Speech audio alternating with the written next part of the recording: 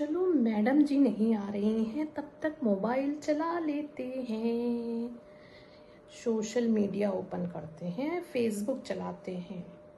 I am a influencer. वाह,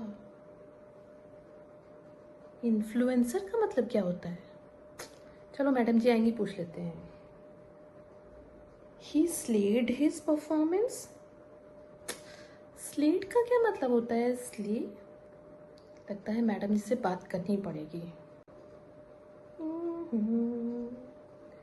अरे भाई, फोन चलाने के लिए भी इंग्लिश आनी जरूरी है। मैडम जी का चैनल ज्वाइन करो, बढ़िया फर्राटेदार इंग्लिश सीख जाओगे सब लोग। सो फ्रेंड्स, किसी भी लैंग्वेज को सीखने के लिए क्या जरूरी होता है पता है? वोकैबुलरी, उसकी शब्दावली। क्योंकि शब्द हमें जब तक नहीं पता होंगे, उनके मीनिंग जब तक नहीं पता होंगे, तो क्या नहीं कर पाएंगे हम? उनसे सेंटेंस नहीं बना पाएंगे।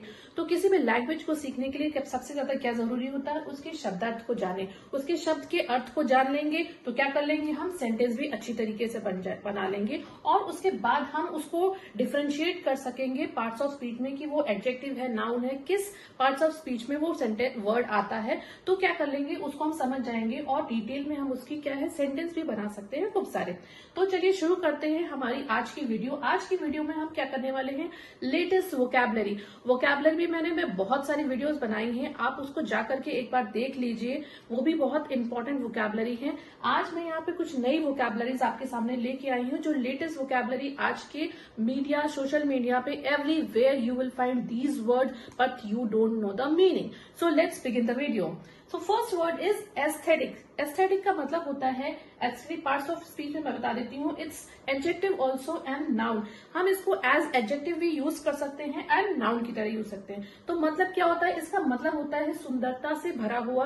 That mean it is related to beauty. Okay, related to beauty और प्लीजिंग अपीयरेंस। मतलब सामने से कोई चीज बहुत अच्छी दिख रही हो तो उसको हम कह सकते हैं aesthetic. For example, this room has an aesthetic look. इस कमरे के लुक क्या है? एस्थेटिक है। तो मैंने यहाँ पे क्या यूज किया? एज एडजेक्टिव यूज किया। So let's make sentence. Sentence बनाते हैं तो आपको और क्लियर हो जाएगा।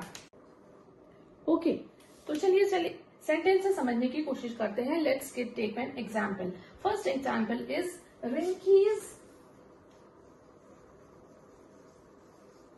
Rinky's room has an aesthetic look. Rinky's room has an aesthetic look. Rinki का रूम क्या है? एस्थेटिक लुक की तरह है, काफी डेकोरेटिव है, काफी सुंदर है या काफी प्लीजिंग है। तो यहाँ पे हमने एज एडजेक्टिव इसको यूज किया है। Aesthetic is use as an adjective. अगर हमें नाउन की तरह यूज करना हो तो कैसे यूज करेंगे? अब नाउन से जहां पे नाउन का यूज हो रहा हो एस्थेटिक का, वहां पे यूज करते हैं, वहां पे सेंटेंस बनाते हैं। सेंटेंस होगा हिज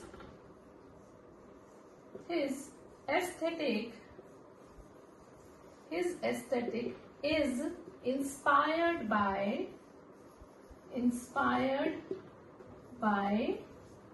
nature. ओके, यहाँ पे एस्थेटिक एज नाउन यूज हो रहा है। क्या है इसका मतलब? इसका मतलब ये हुआ कि उसका एस्थेटिक, उसका जो स्टाइल है वो नेचर से इंस्पायर्ड है। तो यहाँ पे हिज उसका जो स्टाइल है वो पर्सनल है, पर्सनल स्टाइल है। So it is used as noun. यहाँ पे वो एज नाउन यूज हो रहा है, जो कि वो किससे इंस्पायर्ड है? By nature. So his aesthetic is inspired by nature. ये हो गया एज नाउन का। और एडजेक्टिव के लिए जगह यूज करेंगे जब हम Rinki's room has an aesthetic look. So this is the whole meaning, whole sentence. I hope ये आपको क्लियर हो गया होगा। Now the next word is glow up. Glow up का मतलब होता है अच्छा बदलाव या फिर पॉजिटिव ट्रांसफॉर्मेशन। ओके, किसी के अंदर बहुत अच्छा पॉजिटिव बदलाव आ जाए तो उसको हम कहते हैं glow up. For example, my friend Mini had a major glow up. उसके अंदर बहुत अच्छा बदलाव आया तो हमने कहा कि Mini had a glow up. मतलब my friend Mini had a major glow up, उसके अंदर बहुत मेजर बदलाव आया, तो पॉजिटिव चेंज आया, तो उसके लिए हमने कह दिया glow up.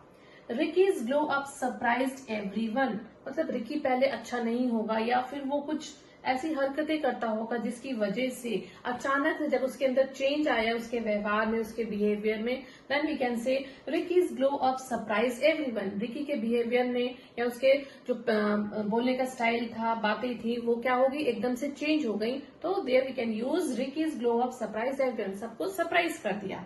So friends, hope this is also clear to you. Glow up means positive transformation, अच्छा बदलाव। Now the next word is relatable. Relatable का मतलब क्या होता है? रिलेटेबल का मतलब होता है इजी टू कनेक्ट विद, जिससे आप इजीली जुड़ सके। ऐसी कोई चीज या ऐसी कोई बातें या ऐसे कोई इंसिडेंट हो जो आपको इन्फ्लुएंस कर गया हो, जिससे आप जुड़ गए हो, कनेक्ट हो गए हो दिल से, तो दैट इज कॉल्ड रिलेटेबल। मतलब जिससे जुड़ाव महसूस हो, कोई भी चीज है, कोई भी इंसिडेंट हो जाए या कोई पर्सन से आप मतलब क्या करें, कनेक्ट करना, फील करना चाहते हो, है ना, तो ऐसे वर्ड को बोलते हैं जिससे जुड़ाव महसूस हो, जो आसानी से समझ में आ जाए, तो उसको बोलते हैं रिलेटेबल। तो एग्जाम्पल लिखते हैं, Mahatma Gandhi story is very relatable for students. Mahatma Gandhi की स्टोरी क्या थी? काफी रिलेटेबल थी बच्चों के लिए, स्टूडेंट्स के लिए, बच्चों के लिए काफी रिलेटेबल थी, है ना, योग्य थी। मतलब उनकी स्टोरी काफी योग्य थी, इंस्पायरिंग थी। ओके, तो उनको उससे क्या हुआ, बच्चे उससे कनेक्ट कर पाए अपने आप को। Next example is my mother struggle is very relatable. मतलब मेरे मदर के जो सेक्रीफाइसेस थे लाइफ में उन्होंने किए अपने पास में, तो वो भी क्या थे, रिलेटेबल थे, मैं उससे कनेक्ट कर पाती हूँ। तो इसका मतलब भी यहाँ पे ये हो गया, my mother struggle is very relatable. So friends, hope this word is also clear to you. So friends, next word is flex. Flex noun भी है, वर्ब भी है। इसका मतलब होता है नाउन एज वर्ब दोनों ही। इसका मतलब होता है an act of showing off, means दिखावा करना, कुछ शो ऑफ करना, फ्लॉन्ट करना, उसका मतलब होता है। तो सेंटेंस देखते हैं। सेंटेंस है, my neighbour likes flex, my neighbour likes to flex her phone on social media. मेरी जो पड़ोसन है वो अपना फोन क्या करती है, सोशल मीडिया पे फ्लेक्स करती रहती है, सोशल मीडिया पे शो ऑफ करती रहती है। ओके, सोशल मीडिया के वर्ड्स हैं, तो सेंटेंस भी हम क्या करेंगे, सोशल मीडिया से रिलेटेड ही बनाएंगे। Next word is my aunty loves to flex her money. Obviously जिसके पास पैसा होगा वो क्या करेगा, फ्लेक्स करेगा। तो माई आंटी, मेरी आंटी अपना पैसा क्या करती है, फ्लेक्स करती रहती है, शो ऑफ करती रहती है पैसे का। So friends, hope this word is also clear to you. Now the next word is savage. Savage का मतलब कई तरीके के मतलब होते हैं। अगर हमें एज एडजेक्टिव उसको यूज करना होता है तब उसका मतलब होता है क्रूर, फ्यूरियस या फिर क्रूएल, इंग्लिश में से कहेंगे, बहुत क्रूएल हो, जो अनकाइंड हो, उसको हम जब एडजेक्टिव एज यूज कर रहे हो तब वहां पे हम सेविज को ऐसे यूज करेंगे। उसका मीनिंग तब ये हो जाएगा। जब एज नाउन यूज करेंगे तब भी हम क्या कहेंगे, ऐसा व्यक्ति जो काफी अनसिविलाइज्ड हो, वाइल्ड हो, that person is called savage person. ठीक है, एज नाउन हम जहां पे यूज करेंगे। बट एज स्लैंग लैंग्वेज में हम जब उसको यूज करते हैं तब उसका मीनिंग हो जाता है बोल्ड, बेबाक, वेरी फियरलेस, दैट इज निडर। ओके, तो यहाँ पे हम पहले इसी मीनिंग को हम कर रहे हैं, स्लैंग लैंग्वेजेस के ही कर रहे हैं जो ज्यादातर सोशल मीडिया के वर्ड्स होते हैं। तो यहाँ पे इसका मीनिंग हो गया बोल्ड, बेबाक, निडर, fearless person. Okay, for example देखते हैं, the lion and tiger are savage animals. So lion and tiger are savage animals, मतलब यहाँ पे एज एडजेक्टिव हमने एक एग्जाम्पल ले लिया। ठीक है, ये वाला एग्जाम्पल लेते हैं, प्रिया सेविज रिप्लाई शॉक्ड एवरीवन। प्रिया का जो सेविज रिप्लाई था उसने सभी को शॉक कर दिया। ओके, सेविज मतलब बोल्ड रिप्लाई, उसने कुछ दिया जिसकी वजह से सब शॉक्ड हो गए। So friends, hope this is also clear to you. So the next word is vibe. Vibe क्या होता है, नाउन भी है, वर्ब भी है। तो नाउन का मीनिंग सबसे पहले समझते हैं। वाइब का मतलब नाउन में होता है माहौल या फिर वातावरण। कहते हैं ना कि यहाँ की वाइब्स तो कुछ अलग ही है, कुछ डिफरेंट सी हैं। ठीक है, तो वो नाउन एज नाउन यूज कर सकते हैं। और अगर हमें वर्ब मीनिंग लेना है तो उसका मतलब होता है आनंद लेना, किसी चीज में सामंजस्य बैठाना या तालमेल बैठाना, है ना, तो वहां पे एज वर्ब यूज कर सकते हैं। तो एग्जाम्पल लेते हैं। First is this restaurant has a positive vibe, या वातावरण है यहाँ का। इस रेस्टोरेंट का क्या जो वातावरण है वो क्या है, काफी पॉजिटिव है। So this restaurant has a positive vibe. Next example is we don't like his wife. यहाँ पे एज हम वर्ब ही यूज करते हैं कि हमें उसकी वाइफ पसंद नहीं है, उसकी जो बातें हैं या जो वो उसका बिहेवियर है वो हमें पसंद नहीं आता है, तो उससे जो वाइब्स निकलती हैं वो हमें पसंद नहीं है। So we here we can use we don't like his wife. Okay, दोनों मीनिंग हो गया वाइफ का। होप ये भी आपको क्लियर हो गया होगा।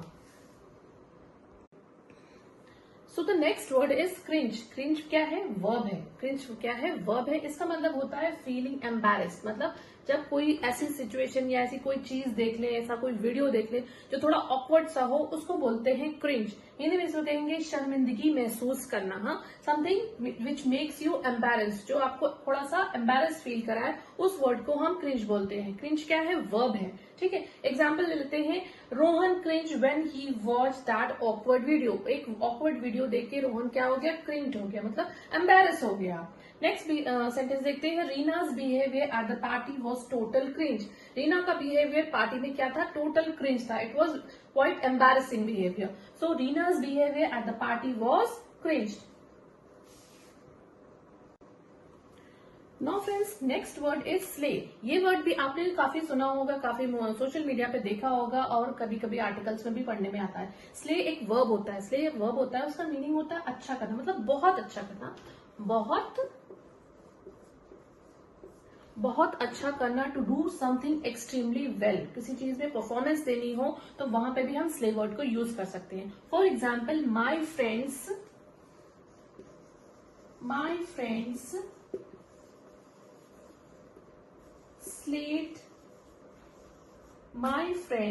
slayed the performance.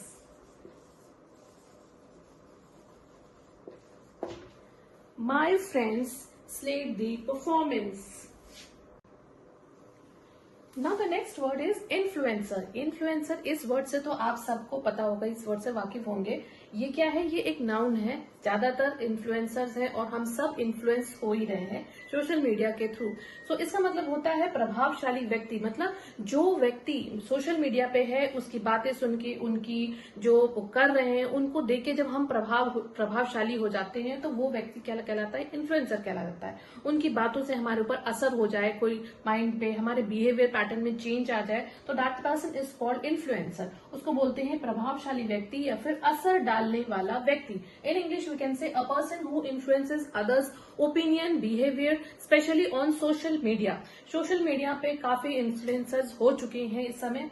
सो जो ऐसे व्यक्ति होते हैं उनको सोशल मीडिया पे क्या करते हैं? वो हमारी बिहेवियर, उनके स्टाइल से हम क्या प्रभावित हो जाते हैं, तो that is called the influencer. वो क्या होता है? वो होते हैं नाउन। वो नाउन ही होते हैं क्योंकि एज पर्सन है ना, तो वो नाउन होते हैं। फॉर एग्जाम्पल, मैं अपना ही एग्जाम्पल ले देती हूँ। I am an fashion influencer. Am नहीं लगेगा। I am a fashion influencer on Instagram.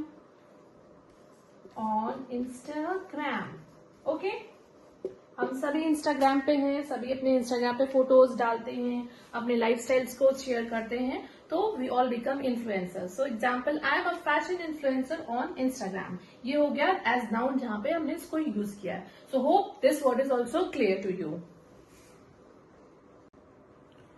So next word is hustle. Hustle क्या है? एक वर्ब है जिसका मतलब होता है वर्क हार्ड, यानी कि मेहनत करना। ओके, वर्ब ही है, मतलब वर्ब क्या होता है? एक्शन वर्ड होते हैं, मेहनत करना, वर्क हार्ड। ओके, तो सेंटेंस ले लेते हैं इसका। माई हसल पेड ऑफ। मेरी मेहनत क्या है? रंग लाई।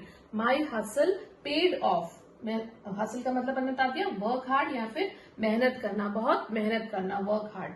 Dinesh need to hustle to succeed. Dinesh को अगर सक्सेस पानी है तो what he has to do? He need to do lot of hustle, मतलब काफी हार्ड वर्क करना पड़ेगा तभी वो सफल हो पाएगा।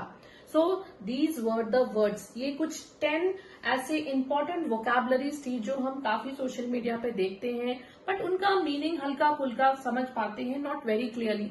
तो इस वीडियो में आपको वो भी क्लियर हो जाएगा। वीडियो को पूरा देखिएगा, एंड तक देखिएगा, है ना। मैंने सारे वर्ड्स ले लिए हैं सोशल मीडिया के, कुछ और भी वर्ड्स होंगे वो आगे नेक्स्ट वीडियो में मैं कभी बना दूंगी। सो फ्रेंड्स, ये वीडियो आपको कैसे लगी? और भी कुछ वर्ड्स होंगे वो मुझे कमेंट में जरूर बताइएगा। So do like share and subscribe.